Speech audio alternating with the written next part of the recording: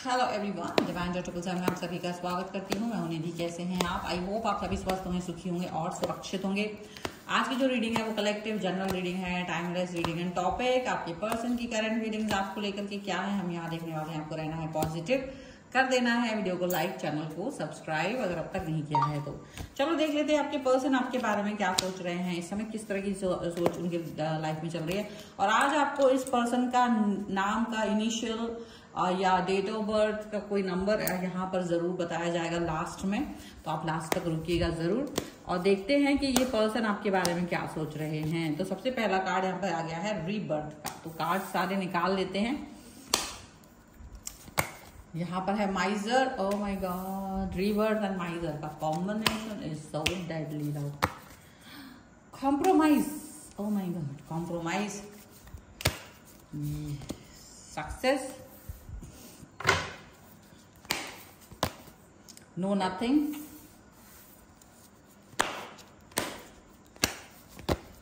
यहां पर है आपके लिए शेयरिंग का कार्ड। यहां पर है the burden, control,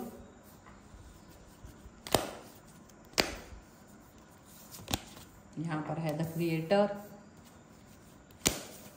and morality. Okay, तो सब कार्ड यहाँ पर निकल के आ गए हैं और यहाँ पर है projection, courage and innocent and participation है। चलो ठीक है, अभी जिस भी व्यक्ति के बारे में आप देख करके रीडिंग देख रहे हो, सबसे पहली बात है ये पर्सन आपको याद कर रहे हैं।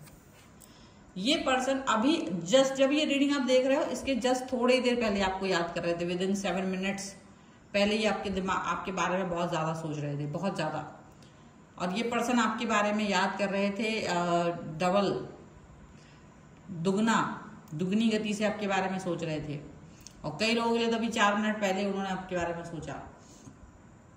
और ये पर्सन आपको याद कर रहे हैं, आपके बारे में सोच करके परेशान हो रहे हैं, आपको लिए रो रहे हैं, ऐसा लग रहा है।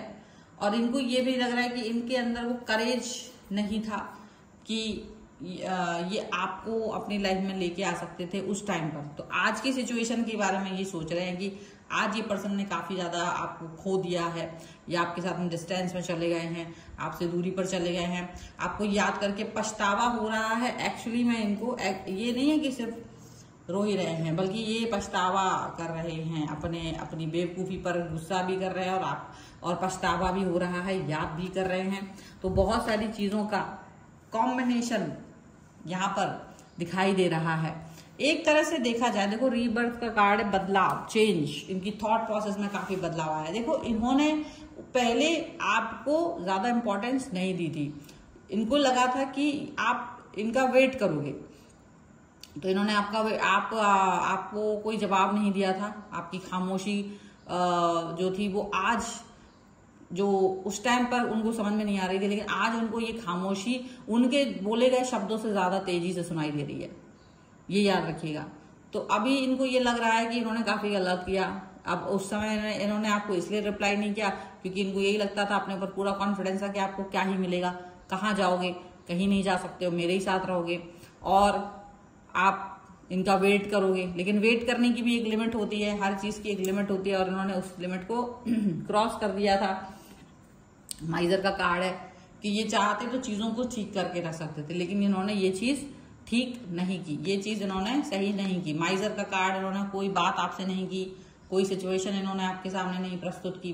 तो बहुत सारी चीजें जो है ना फ्रस्ट्रेशन की आपके अंदर भर गई थी और फ्रस्ट्रेटेड होकर आके आप इनसे दूर हो गए थे और आप इनसे अब इतना दूर हो चुके हो कि आपको कोई मतलब आप इनके बारे में नहीं सोचना चाहते हो, लेकिन ये आपके बारे में सोचते हैं। इनको हालांकि इन्हें हमेशा आपकी याद आती है, ये आपके बारे में ही सोचते रहते हैं और अपने इस बेवकूफी में पछता रहे कि भाई अब मैंने इस व्यक्ति को शायद मौका दिया होता तो ज्यादा अच्छा रहता। मौका दिया नहीं, कनेक्शन आपके साथ अच्छा बनाया नहीं, ये चीज उनको लग रही है। क्योंकि देखो जब उनके पास मौका था ना तो उन्होंने आपको चुना ही नहीं था। उन्होंने ये सोच लिया था उस टाइम पे कि आप उनका वेट करोगे, आप उनका इंतजार करोगे और इसीलिए उन्होंने आपको चुनने की मतलब मौके गवाते गए, मौके पे मौके गवाते गए और आपको कहीं ना कहीं कॉम्प्रोमाइज वाली सिचुएशन में डाल दिया। लेकिन अब आप जब खामोश हो गए हो ना और एकदम बात नहीं कर रहे हो, तब इनको ये खामोशी चुभ रही है। अब इनको एक एक शब्द आपका जोर जोर से सुनाई दे रहा है, जबकि आप बोल भी नहीं रहे हो। तो अब इन्हें अपनी गलती का एहसास हो रहा है, अब इन्हें सिचुएशन का एहसास हो रहा है। इन्हें लगा था कि आप खुद इनकी तरफ आ जाओगे तो इनको कोई जरूरत ही नहीं है, आप खुद ही इनकी साइड आओगे तो इनका ये जीवन में सक्सेस रहेगा। लेकिन ऐसा नहीं हो सकता था, ये चीज नहीं हो सकती थी। अभी इनको कनेक्ट होते हुए थोड़ा सा वक्त लग रहा है, इनको दिख रहा है आप अपनी लाइफ में आगे बढ़ गए हो, आप अपनी लाइफ में पॉजिटिव फील कर रहे हो। भाई आपने सोचना छोड़ दिया है, आपने ज्यादा इनको सीरियस लेना छोड़ दिया है। जो पहले आप लेते थे, इनके बारे में सोचते थे कि अरे यार ये मेरा पर्सन है, चलो ठीक है, इसने ये कर दिया वो कर दिया, तो वो चीज अब आप नहीं कर रहे हो। अब आप किसी भी कीमत पर इनकी तरफ नहीं जा रहे हो। इसके तरीके से ये सिचुएशन यहाँ पर दिख रही है। और डेफिनेटली आपका जो कनेक्शन है इनके साथ, जो आप जितना गहरा बनाना चाह रहे थे, इन्होंने उस चीज को इम्पोर्टेंस उस समय नहीं दी। तो अब ये क्या हो रहा है, अब ये डेफिनेटली आपके अंदर झांकने की कोशिश कर रहे हैं, आपकी आंखों में झांकने की कोशिश कर रहे हैं, लेकिन वहां कुछ दिख नहीं रहा है, वहां उनको कुछ नजर नहीं आ रहा है। आपकी आंखों में अब इनको कोई प्रेम नजर नहीं आ रहा है, आपके अंदर इनको कोई भी ऐसी चीज नजर नहीं आ रही है जिससे कि ये आपकी तरफ आ सके। इनको ये लग रहा है कि अब आप इनके लिए बहुत कुछ नहीं सोचते हो, अब आप इनके बारे में बहुत सारी चीजें नहीं सोचते हो। तो ये अपने आप को कहीं ना कहीं एक दुखी पर्सन की तरफ देख रहे हैं डेफिनेटली, लेकिन शायद अभी भी इनको ये समझ नहीं आ रहा है कि इन्हें क्या करना चाहिए, क्या नहीं करना चाहिए। आप जैसा इतना अच्छा व्यक्ति, जिसका जो खुद ईश्वर ने अपने आप आपको भेजा था इनकी लाइफ में, तो इनको यही लग रहा है कि इतना अच्छा व्यक्ति था, मैंने ही अपनी बेवकूफी से खो दिया, मैंने ही अपनी मूर्खता से इस व्यक्ति को खो दिया।